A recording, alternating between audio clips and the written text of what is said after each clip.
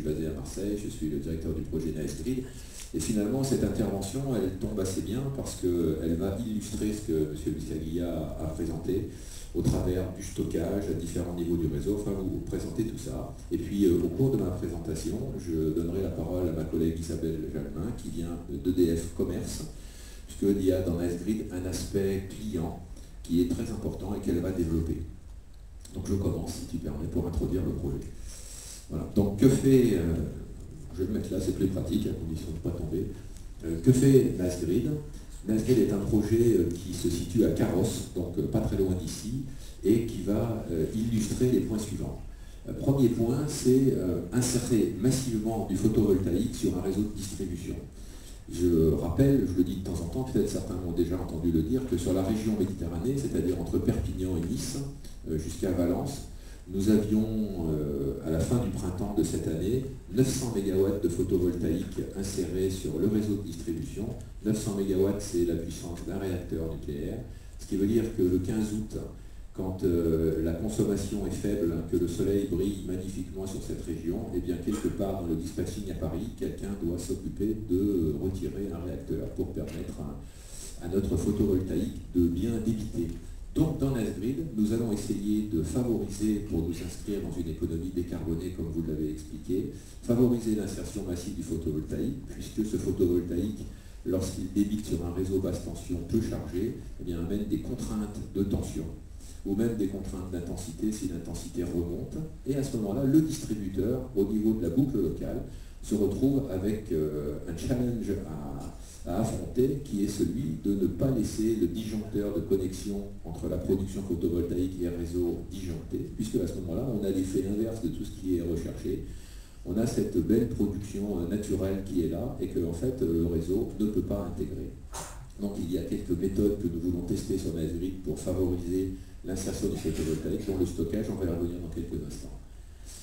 Le deuxième aspect que Naesgrid va tester, et c'est Isabelle qui va le développer, c'est le comportement du client. Comment est-ce que le client va réagir à des signaux qu'on va lui envoyer et qui concernent sa consommation.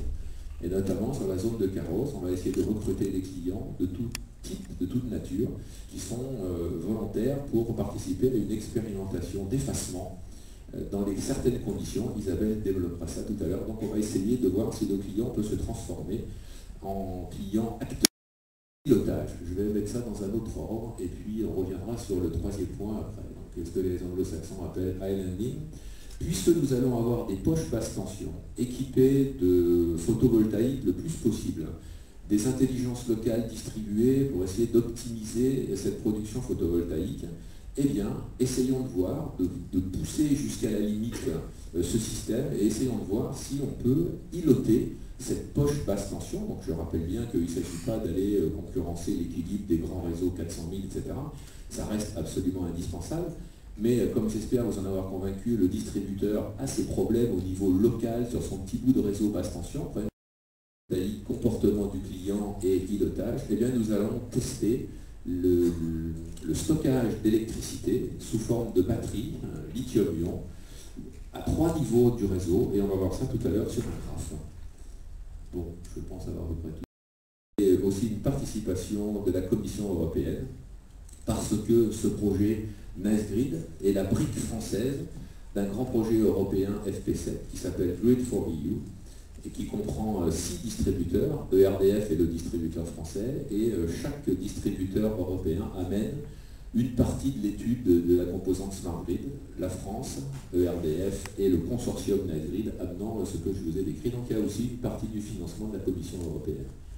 La durée de ce projet est de 4 ans. Et elle concerne, alors au niveau des clients participants, on a des objectifs, mais peut-être que ces objectifs vont évoluer au fur et à mesure du recrutement, parce que finalement ce qui compte c'est d'atteindre ce que l'on veut tester, et pas forcément d'atteindre numériquement un nombre de clients à recruter qu'on s'est fixé à l'avance. Bon, pour se donner une idée, c'est sur la zone de Carrosse, on voudrait avoir au moins 4 MW d'effacement, pour que nos amis de RTE puissent le voir. RTE fait partie du consortium, et si on leur enlève quelques kilowatts, bien sûr, ça perd de l'intérêt. Et maintenant, vous reconnaissez ce que j'avais présenté l'année dernière, la poche ici d'études de clients, la poche bleue qui est la poche effacement comportemental du client, le client consommateur. la poche orange qui est insertion massive du photovoltaïque, et la poche jaune qui est pilotage avec photovoltaïque, intelligence locale. Bien sûr, la brique essentielle et élémentaire de ce smart grid, c'est le compteur communicant. On ne peut rien faire de tout ça si on n'a pas les courbes de charge des clients. Donc on a commencé d'ailleurs à installer une architecture Linky, j'ai mis des petits Linky partout, pour pouvoir connaître les habitudes de consommation de nos clients et alimenter un calculateur central que nous appelons dans l'équipe le NEM, Network Energy Management. Je vous expose tous les participants qui représentent la filière française des smart grids. Bon, je pense pas. Est-ce que maintenant ce NEM va fonctionner? Voilà le dernier point d'avancement où on en est sur la façon dont tout ça va s'opérer. Donc vous reconnaissez la boîte violette dans le milieu, donc l'ordinateur développé à la fois par ERDF et Alstom avec une solution Itera qui est déjà connue dans qui est déjà opérationnelle, mais là qu'on va tordre un petit peu pour la faire travailler sur la basse tension, notamment ceux qui s'intéressent aux États-Unis. Vous connaissez peut-être la poche Pennsylvania José Merlin, PJM, où ces solutions-là sont développées mais sur des niveaux de puissance bien plus élevés. Comment va fonctionner ce NEM? Le principe, c'est en J-1, la veille, donc du jour concerné, le NEM va demander à un module de prévision de consommation quelles sont précisément les prévisions, ce qu'on peut envisager comme consommation le matin. Alors, c'est un peu challenging là quand même, parce qu'on n'est pas sur une poche de 100 MW, on est sur quelques clients.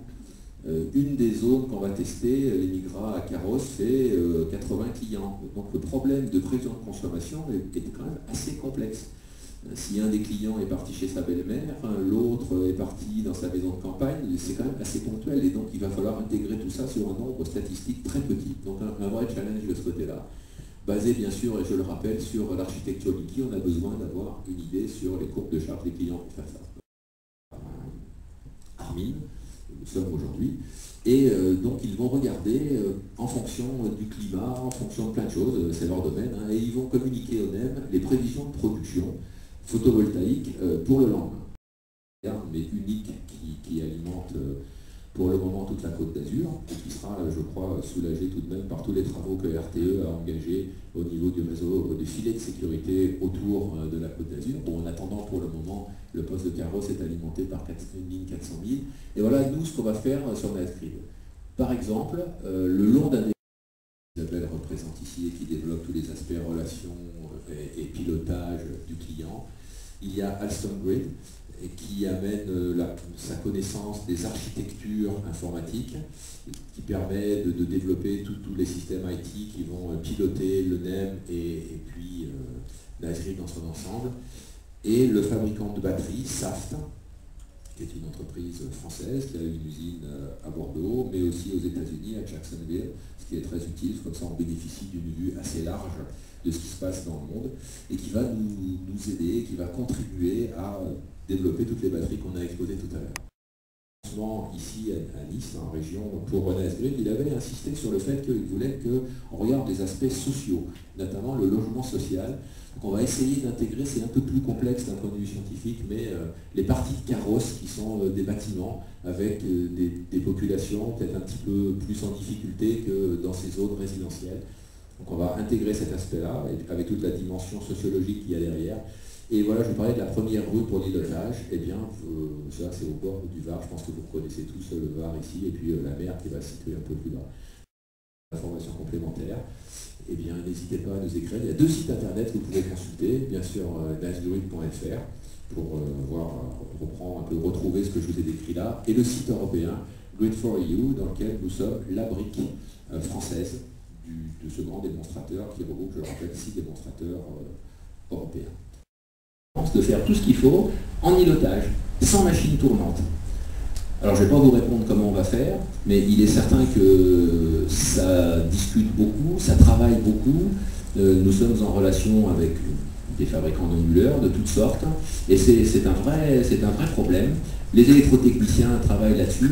En tout cas, vous avez mis le doigt sur un nouvel aspect que Nightgrid va devoir développer, et qui n'était pas anticipé au départ, mais qui aura probablement des conséquences importantes. Je pense notamment à tous les débouchés possibles à l'international des poches pilotées.